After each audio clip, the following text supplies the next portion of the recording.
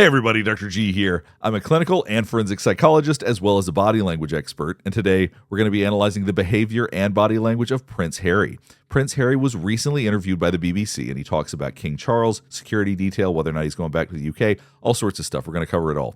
Before we get started, a couple of quick things. One, I wanted to make sure you know this is not a psychological evaluation of any kind. These are just my opinions. In addition to that, I do want to remind you to like and subscribe if you want to see more content just like this. All right, let's go. Prince Harry, thank you for speaking with the BBC just as the court decision is out, which obviously didn't go in your favor. I want to start by asking what this means now for your family. All right, we've already seen a lot of body language and it's been like 2 seconds. I'm not going to stop this often, but there's so much here I want you to catch it all.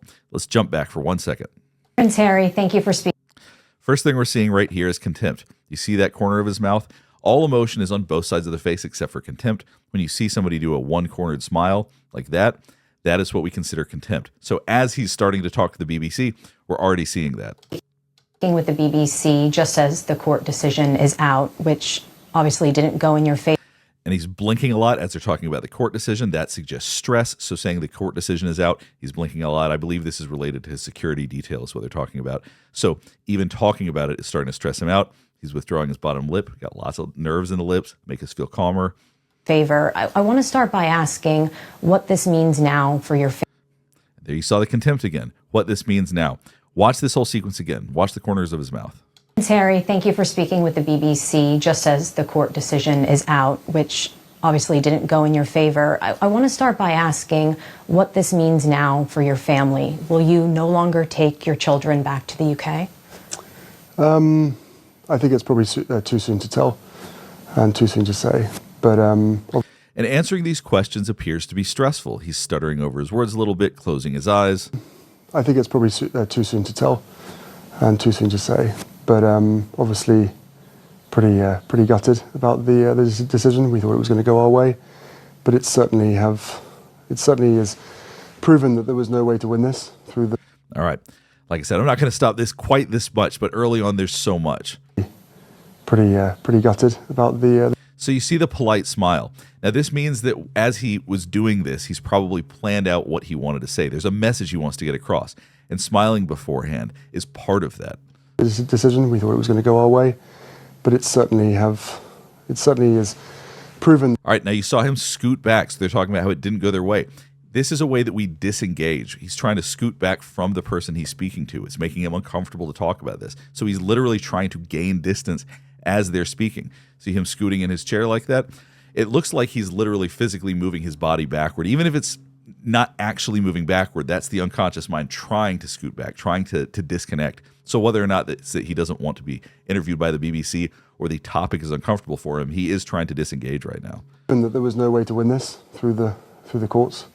Wish someone had told me that beforehand. So that goes back to the performance part of this, that smile. That's not an authentic smile. Obviously, he doesn't feel happy about this. But as he's talking about this, he knows this is something he wants people to feel sympathy for. He wants people to dislike what happened to him. So that smile, that's part of a performance part of this. What we're looking at is involuntary behaviors versus what's performative. This feels a little bit performative to me. They told me that beforehand. Yeah, the decision has been a surprise as well as not a surprise. So now I want you to watch his eyebrows here. Watch this right here. Yeah, the decision has been a surprise. So the decision has been a surprise. He raised his eyebrows like that. Now, when we're surprised, if you think of the face that comes with surprise, mouth open, eyes open wide, eyebrows up, sometimes when we think back on things that are surprising, we have little micro expressions that pop up. Our eyebrows might go up. There's small things that we do. So I think that he might have actually been surprised. So when he talks about this, he is genuinely surprised at the outcome. Wish someone had told me that beforehand. Yeah, the decision has been a surprise as well as not a surprise. For the time being, it's impossible for me to take my family back. Now, I want you to think about how much stress and pressure there must be with all of this, because he is having a really hard time speaking fluidly. And it's not that he's this great orator, so it's not like I expect everything he says to be very smooth. But when he's talking about certain aspects of this, he really is having a hard time getting it out. He's stuttering a bit more. He's closing his eyes. There's a lot more to just trying to get this out than a normal interview or normal conversation. There's clearly a lot of feeling here. To the UK safely. I can't see a world in which I would be bringing my wife and children back to the UK at this point.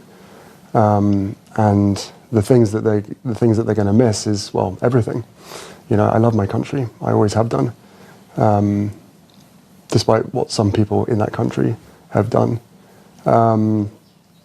So, you know, I miss the UK. I miss parts of the UK, of course I do. And I think that it's really quite sad that I won't be able to show, you know, my children my homeland. You know?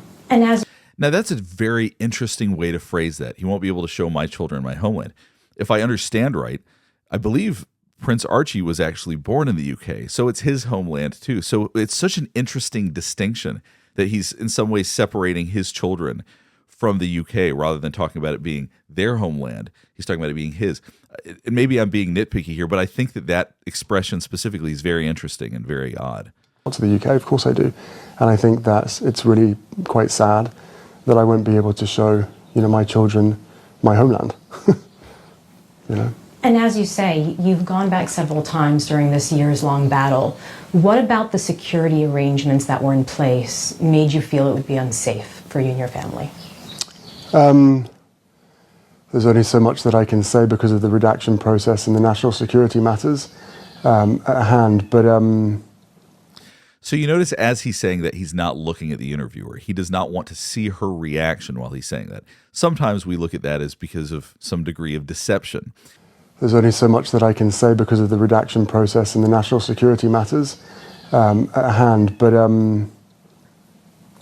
everything. Because in beginning of 2020, I was scored the highest as far as risk was concerned. And then overnight, I was reduced to the lowest without actually going through the risk management board. So one does question.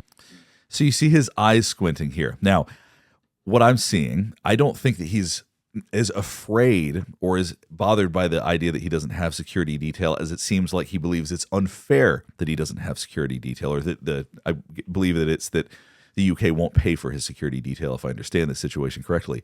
So it's interesting. The reaction, the emotional reaction, is to the unfairness of, or the perceived unfairness of it, not to the actual fact that he won't have the security detail from them. Now, before we go any further into this analysis, I wanted to take a quick minute to talk about online safety. I'm someone who's really big on safety. That's a big part of what this channel is. And I spend hours researching and analyzing cases online, so I know the importance of protecting your digital footprint. That's why I use Surfshark. It encrypts my internet connection, ensures my data remains private and secure, especially when I'm connected to public Wi-Fi. So if I'm ever going out to a coffee shop, something like that, I always make sure that I have an encrypted connection. You do not know how much people can steal your data if you don't. VPNs, if it's not something you use, is something you've got to get used to at some point or another because they're a necessary part of using the internet. Whether you're streaming content, shopping online, or just browsing, Surfshark offers peace of mind. Plus, with one account, you can protect unlimited devices. So your phone, your tablet, your computer, whatever, it's all protected.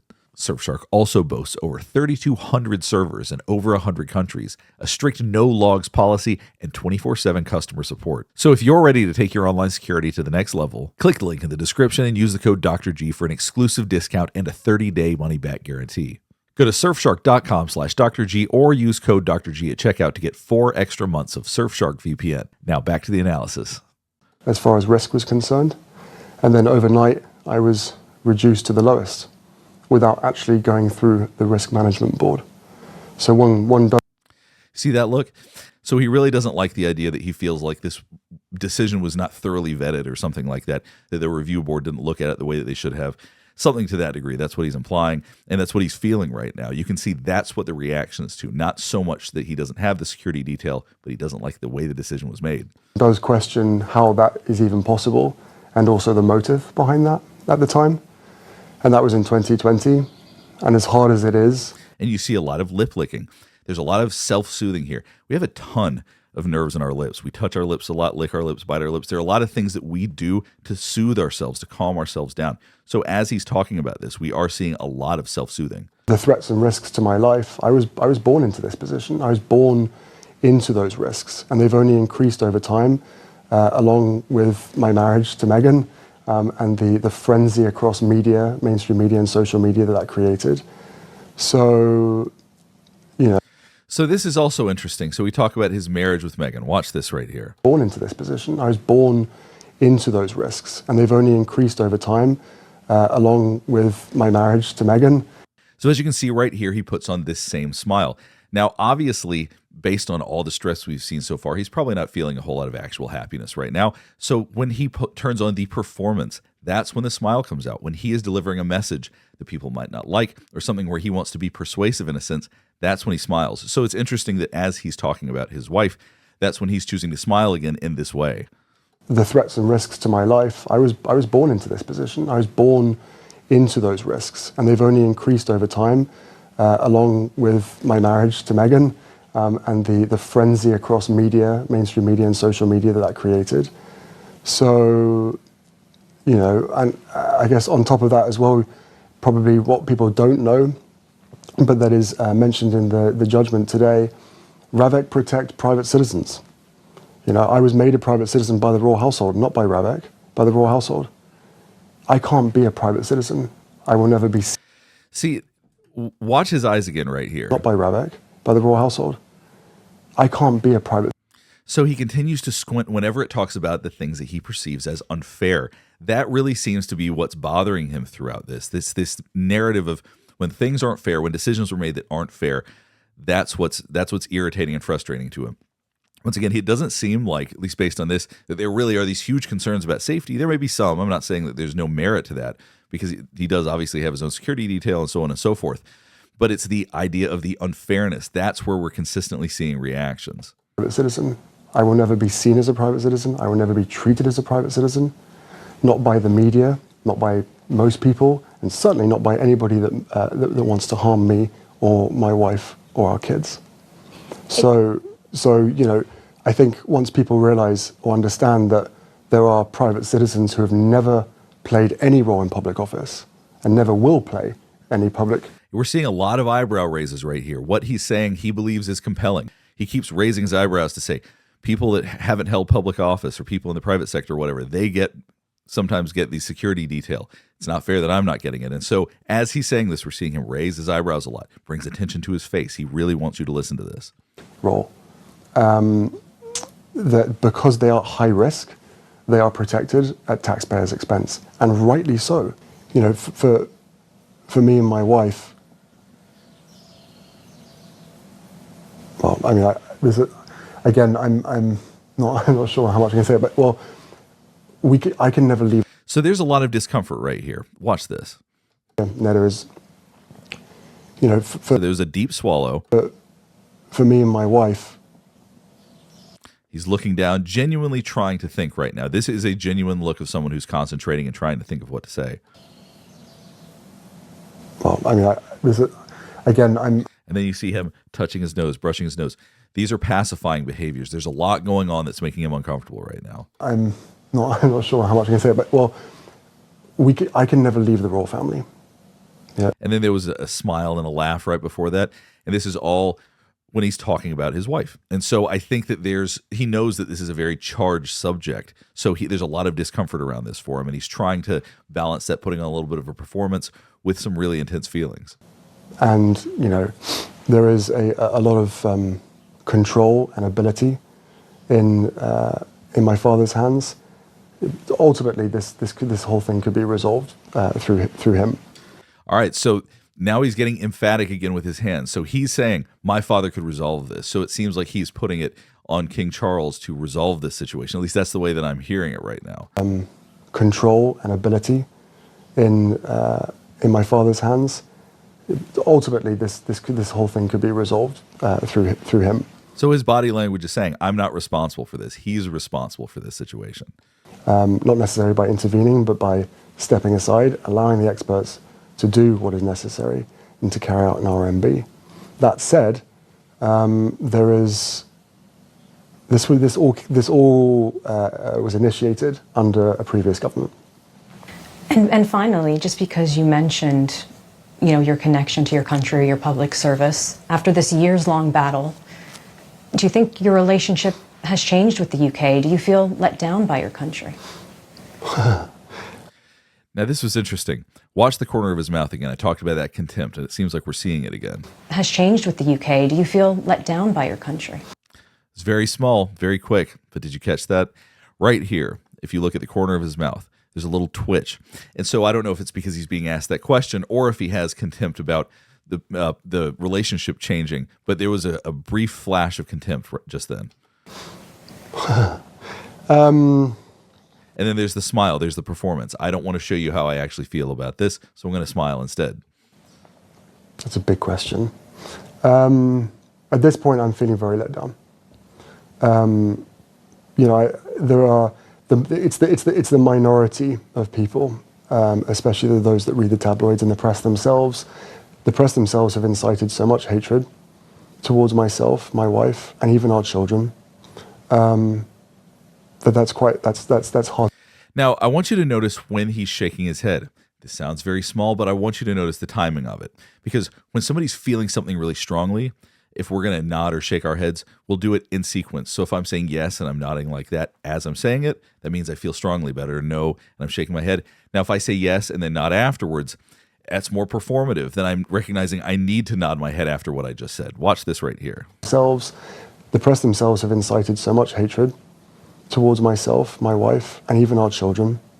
So as he's saying this, he'll say the press had so much hatred or incited so much hatred, and then nod afterwards. He may feel something about it, but this feels a little bit more like a performance than someone who feels really, really deeply about this, actually. That's hard to forgive. Okay, now as he was nodding, saying that's hard to forgive, that seems more genuine. There are decisions that have been made. There are things that have happened since 2016, especially throughout my whole life. But let's just stick since 2016. There are things that have happened that I can now forgive. I have moved past that. I can forgive my family's involvement, my father, my brother, and my stepmother. I can forgive the press to a large extent as well. Not sure that he wants to forgive the press. Look at this face right here. I can forgive. So to me, that's a look of disgust. Saying he's going to forgive the press seems to be something that he is revulsed by. He does not want to acknowledge that. Let's watch this again. My brother and my stepmother. I can forgive the press. You see that? So the downturned mouth, his nose like that, that is a look of disgust. To a large extent as well, for so many things that have happened. What I'm struggling to forgive, and what I will probably always struggle to forgive, is that a decision that was made in 2020 that affects my every single day. It sounds like the last step to repairing relations with your family is the security issue, by what you said there. 100%. Now this was interesting. I saw some conflicted body language here. Watch this. It sounds like the last step to repairing relations with your family is the security issue. All right. Now the first thing we're getting as they're talking about repairing relations is a flash of anger right there. That's what I see in the brow. What you said there. 100%. And then he says 100% and shakes his head. Now, sometimes we shake our head for emphasis, but in this context, I would expect a head nod rather than a head shake. So I'm not so sure that is the last big step to repair his relationship with his family. Only he would know, but the body language suggests there's some conflict there. Security issue, by what you said there. 100%. Whatever noise has been created, whatever stories have been written, this has always been the sticking point. And, put yourself... And he's continuing to shake his head no, as he's talking about this being the main sticking point. In my shoes, if you step back to try to create a different role, the same official role, but a different work. See, the same official role. He does tend to nod his head when he's talking about things like this, which is why I think that the head shake is relevant. Relationship with the institution that you were born into for the sake of your wife and your own mental health and your child, which now, of course, a lot more has come out because I felt as though it needed to come out. The other side of the story needed to be told. God forbid anything should happen. How are you feeling about this decision? Because clearly you... When she said, how are you feeling about this decision? You see a big breath. Means your heart's pumping harder. Probably means that there's a lot of feelings coming up because The more our heart pumps, the more it uses up our oxygen, the more we got to breathe. So when you see big breaths, sometimes that can be relevant if people aren't breathing like that the whole time. How are you feeling about this decision? Because clearly you have 2 children. And you saw a lot of blinking there as well. Archie, Lilibet. They're not able to see their grandfather, their uncle, their cousins. You're also seeing a lot of swallowing. And it looks like right there's a little bit of contempt after being asked that question. In a way that you feel is safe for them. So what's your feelings kind of moving forward? Is there any way that this could be resolved?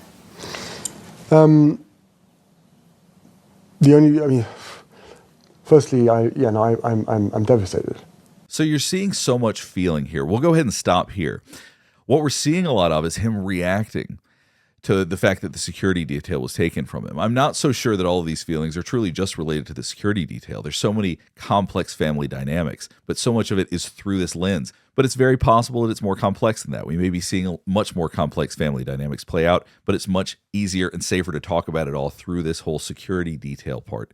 Because what we saw is it seems to be what really seems to bother him strongly was the idea that this wasn't fair. It didn't seem like the lack of security detail was necessarily the sticking point. And maybe it is. This is just my interpretation.